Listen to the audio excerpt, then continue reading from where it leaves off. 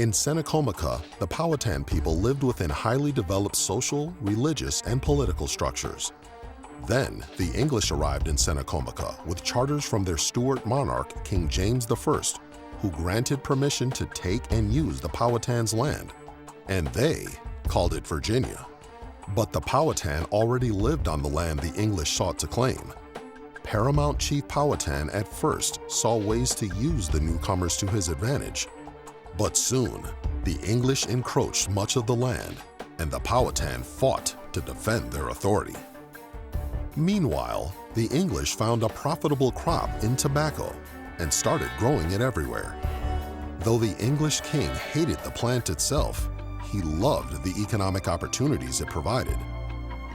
Just as tobacco began to flourish, close to 30 West Central Africans were forcibly brought to Virginia, where they were made to serve the English people living there.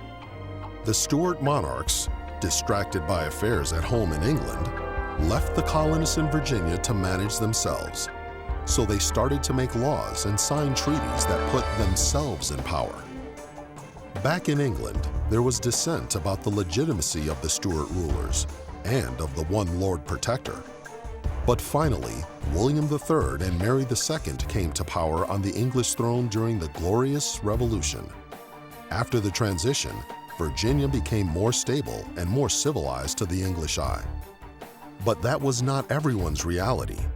A small number of royalist elites had all of the power in Virginia, and they increasingly demoralized men of lesser status, treated women as property, enslaved Africans, and pushed indigenous peoples off of their land.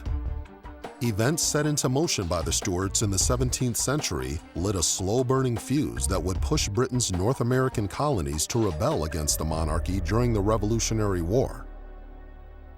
And it didn't end there. For better and for worse, we are still living out Stuart-era legacies today.